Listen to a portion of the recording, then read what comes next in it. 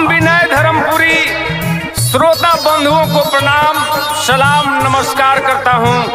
Corona महामारी ने पूरे देश विदेश में उथल पथल मचा रखा है, जिसे देख मन विचलित हो रहा है, जिस पर लक्ष्मण परदेसी ने अपने लेखनी के माध्यम से हर समाज से डर भय को निकालकर साहस, धैर्य, हिम्मत, मनोबल बढ़ाने का काम किए हैं और कहते हैं डरे नहीं लेकिन सावधानी जरूरी है। जिसे गाना के माध्यम से जनता को क्या संदेश दे रहे हैं। जय हिंद।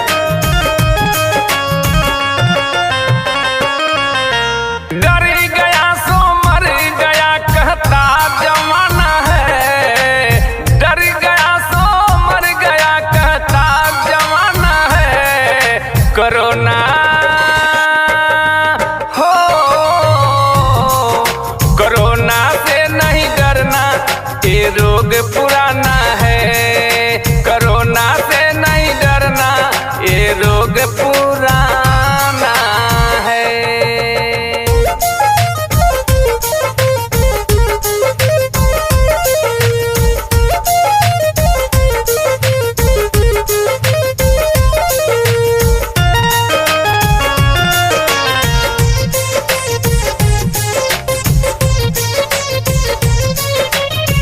सौ दवाई से बढ़ के एक परहेज है, लोगों में डर फैलाया मीडिया कवरेज है।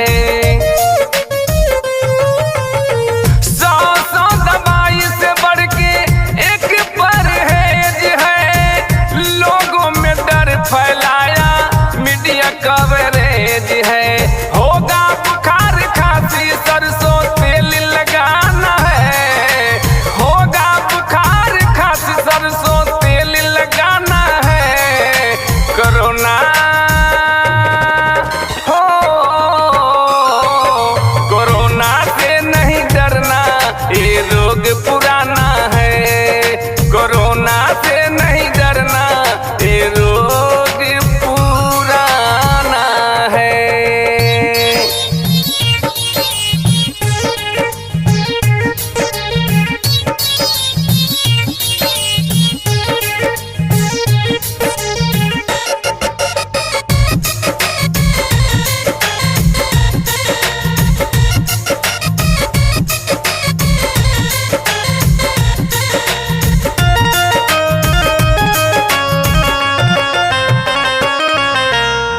घर घर में दवाई इसका भर में नया आना, गरम पानी पीना, हरदम मास्क को लगाना।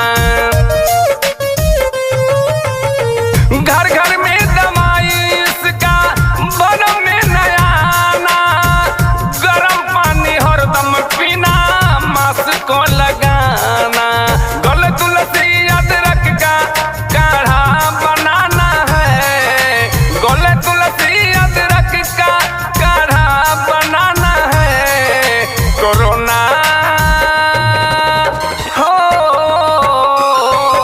कोरोना से नहीं डरना, ये रोग पुराना है। कोरोना से नहीं डरना, ये रोग पुराना है।